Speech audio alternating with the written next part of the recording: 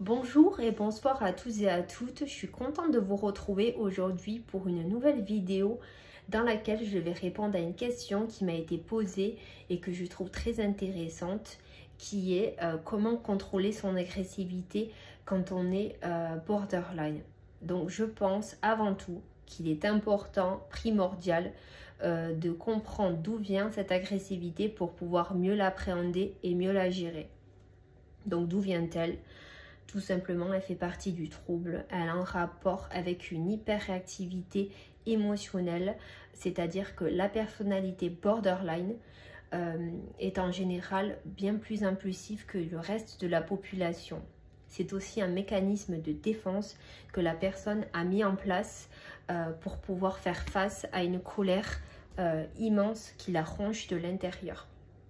Et justement, pour que vous puissiez imaginer cette colère, je vous propose une mise en situation concrète. Pour cela, imaginez un volcan actif en ébullition. Le magma étant la colère du borderline. Qu'est-ce qui se passe? On sait qu'un volcan engendre, accumule un certain nombre de roches en fusion avant qu'elles ne remontent à la surface. La fusion ici étant l'hyperréactivité émotionnelle du borderline. Il suffit alors d'une stimulation pour que toute la colère soit crachée en fait à l'extérieur. Donc il suffit d'une étincelle pour que le volcan, en outre le borderline, crache sa haine à l'extérieur. Et c'est ça en fait qui est déconcertant. Et c'est pour ça que tout est perçu comme dangereux. Et c'est aussi pour ça que les proches vont trouver les réactions du borderline totalement disproportionnées, parce que c'est un peu comme si vous lanciez quelques gouttes d'eau à un borderline et en retour vous receviez un raz-de-marée. En fait, c'est totalement disproportionné. Mais il faut aussi comprendre que la colère du borderline est juste immense. Il emmagasine ça depuis son enfance. C'est vraiment un fardeau très lourd à porter pour lui-même et pour les autres, parce que il se brûle non seulement lui-même, mais il brûle aussi les autres quand il explose. Donc c'est double peine en fait. Lui, il est rongé par la culpabilité. Il est également rongé par cette culpabilité d'avoir brûlé les autres, par cette colère qui le dévore à l'intérieur. Et la colère aussi, elle peut être motivée par la peur. On a tous trois réactions primaires par rapport à la peur. La première, c'est l'attaque, c'est-à-dire qu'on va partir au front, on ne va pas hésiter à attaquer, à contre-attaquer, on va y aller. La deuxième, c'est le figement, c'est-à-dire que la peur va tellement nous paralyser qu'on va se retrouver figé, tétanisé, on va ne pouvoir rien faire, on va se retrouver complètement paralysé.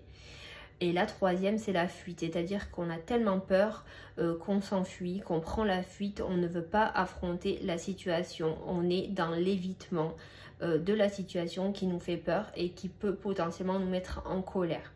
Donc pour le borderline, ici, on est clairement dans l'attaque. Même si certains borderline sont aussi dans la fuite. C'est aussi possible. On parle des borderline évitants. Je vous en parle parce que j'ai une abonnée qui m'a posé la question pas plus tard que cet après-midi. Et c'est vraiment possible qu'on soit dans l'évitement en fait quand on est borderline. Donc comment concrètement on peut faire pour limiter la casse? C'est ça le sujet de la vidéo, c'est ça qui nous intéresse aujourd'hui. Et moi je dis avant tout qu'il faut extrêmement bien se connaître. Parce qu'en fait, plus on va se connaître, plus on va reconnaître les situations ou tout ce qui peut engendrer des stimulations. C'est-à-dire qu'on va vraiment acquérir une certaine connaissance de soi qui va permettre qu'on va anticiper en fait les choses qui sont susceptibles de nous énerver. Et il y a tellement de façons aussi d'évacuer sa colère autrement qu'en la crachant à l'extérieur. Comme par exemple, là je vais vous donner des solutions et là je vais vous proposer en fait d'autres exutoires que de justement vomir votre colère à l'extérieur, ce qui provoque des dégâts en fait. Il y a plusieurs solutions. La première, c'est de faire un contrat avec vous-même et le signer. C'est-à-dire que vous vous engagez avec vous-même en fait à définir les situations à risque de vous énerver et les réactions appropriées que vous aimeriez avoir. Donc vous signez ça. Et souvent, on sous-estime beaucoup le pouvoir d'un contrat écrit. Alors que c'est hyper pertinent. Pourquoi? Parce qu'un contrat, c'est hyper engageant. Et c'est encore plus engageant quand c'est envers soi-même. Et pour le borderline, il va être surtout très fier de voir qu'il peut tenir un engagement. C'est-à-dire qu'il va se dire, bah, en fait, j'ai réussi à être engagé au moins une fois dans ma vie. J'ai tenu un engagement vis-à-vis de moi-même. Et ça, c'est une extrême fierté et c'est une grande avancée pour le borderline de pouvoir signer ce contrat. Et d'ailleurs, si vous faites ce contrat, n'hésitez pas à le garder près de vous, de l'avoir le plus possible avec vous et n'hésitez pas à relire les termes du contrat quand vous voyez que vous déviez, quand vous voyez que vous êtes justement en difficulté dans des situations où votre colère en fait est en train clairement de bouillir. Vous relisez votre contrat et vous allez vous rappeler les situations, la conduite à tenir et parce que vous l'avez signé, c'est un engagement envers vous-même, vous allez le respecter. Ça va pas prendre effet de suite, ça va prendre du temps, mais rien que de le faire ce contrat, d'identifier toutes les situations énervantes et les réactions appropriées et non disproportionnées va déjà vous aider, c'est déjà un grand pas. La mémoire passe aussi par l'écrit. Moi perso, je sais que je suis comme ça, je mémorise beaucoup par l'écrit. Et c'est ce que je faisais quand je faisais mes études. J'écrivais souvent mes cours, je les réécrivais quand j'étais chez moi. Et ça me permettait d'assimiler encore mieux ce que j'avais appris en fait.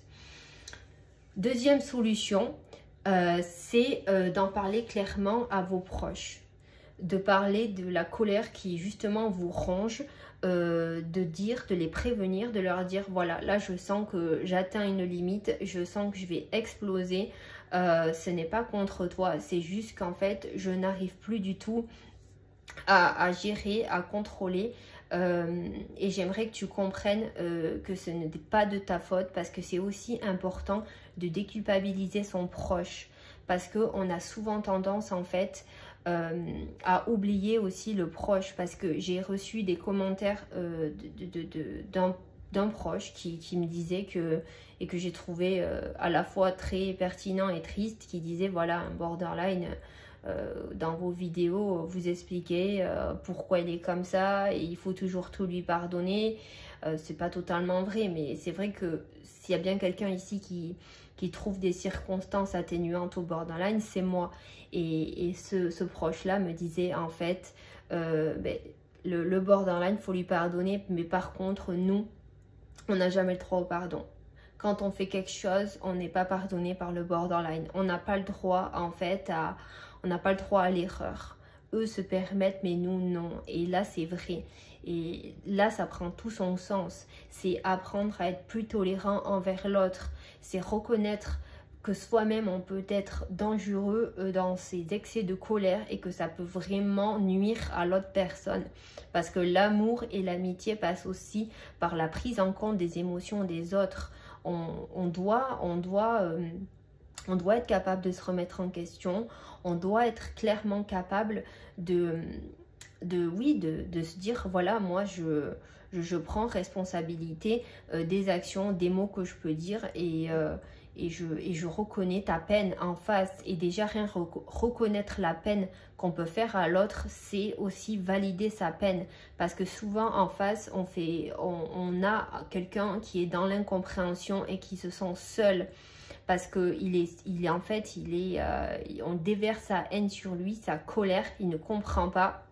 à part s'ils regardent mes vidéos, mais même en regardant mes vidéos c'est toujours très compliqué, et c'est pour ça que je suis là, et c'est pour ça que d'autres personnes sont là, parce qu'il n'y a pas que moi, mais souvent on est vraiment dans une sorte d'incompréhension, et le proche, il faut aussi valider ses émotions, il faut les accueillir, et c'est ça aussi qui fait partie du chemin pour calmer son agressivité, en se mettant en empathie avec l'autre personne.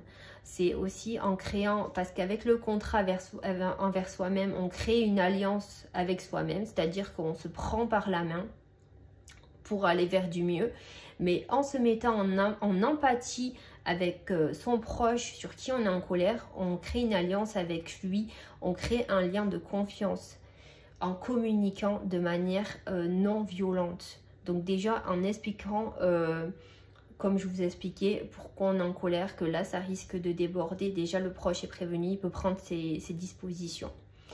Sinon aussi, vous pouvez écrire votre colère, c'est très bénéfique. Je l'ai fait, moi ayant été confrontée à d'immenses colères qui m'ont vraiment lessivée tout au long de ma vie. J'ai souvent écrit et je m'en suis sentie soulagée, et c'est vraiment ce que je vous conseille de faire. Par exemple, vous disputez avec votre proche, vous n'êtes pas en face à face, vous êtes par message, ou alors vous êtes à côté de lui et vous sentez que vous allez dire quelque chose, vous allez dire des choses qui vont dépasser vos pensées. Qu'est-ce que vous pouvez faire? Vous pouvez prendre une feuille, écrire tout ce que vous voulez lui dire, quitte à insulter, bien entendu vous gardez cette feuille pour vous, hein. Vous dites, vous allez écrire, vous allez dire tous les mots, même les pires mots qui vont vous passer par la tête. Au lieu de le dire à votre proche, écrivez-le, quitte à ce que ça fasse 1, 2, 3, 4 pages, écrivez ces mots. Il faut que cette colère, elle sorte, parce que plus vous allez la refouler, plus le moment venu, comme la théorie du volcan, qui n'est pas une théorie, parce que c'est vraiment la vérité, ça va faire mal, ça va brûler, alors que si vous déversez votre colère sur votre papier, ça fera bien moins mal que si vous la déversez sur l'autre et sur vous après par culpabilité. Parce qu'on sait, j'avais fait une vidéo sur les comportements d'autodestruction du borderline. Et là, je vous propose de faire un test. Parce que là, on cherche ensemble des exutoires en fait pour évacuer cette colère autrement qu'en la crachant à l'extérieur. Là, vous allez poser sur papier, noir sur blanc, toutes les choses qui vous mettent en colère contre ce proche. Quitte à écrire des insultes, on s'en fout, c'est entre vous et le papier. Je vous propose de relire 1 heure après ce que vous avez écrit. Vous vous dites, je lui donnerai ce papier, je dirai tout ce que j'ai écrit sur le papier parce que vous êtes encore énervé. Relisez ce papier 1 heure après, quand vous êtes calmé, parce qu'on sait que ça descend. La colère, vous montez vite, mais vous pouvez descendre tout aussi vite. Est-ce que vraiment vous avez eu envie d'envoyer et de dire ce que vous avez écrit? Est-ce que c'est encore quelque chose que vous pensez? Est-ce que vous pensez encore que cette personne est innommable et c'est une mauvaise personne? Je ne pense pas. Je pense que vous la regardez maintenant avec les yeux de l'amour et que vous pouvez être fier de vous d'avoir posé par écrit et de ne pas avoir déversé votre colère directement. Vous pouvez aussi faire des balades à l'extérieur. Je sais, c'est très bateau, mais pourtant, si vous avez de la chance d'avoir la mer à côté, d'avoir des lacs, d'avoir des forêts, n'hésitez pas à aller crier votre colère seul en forêt. Vraiment, faites tout ce qui est possible pour pouvoir évacuer. Il faut évacuer, il faut l'accepter, il faut pas la renier, il faut pas la refouler. Moi, je vous propose simplement de la déverser autrement par des manières beaucoup plus saines.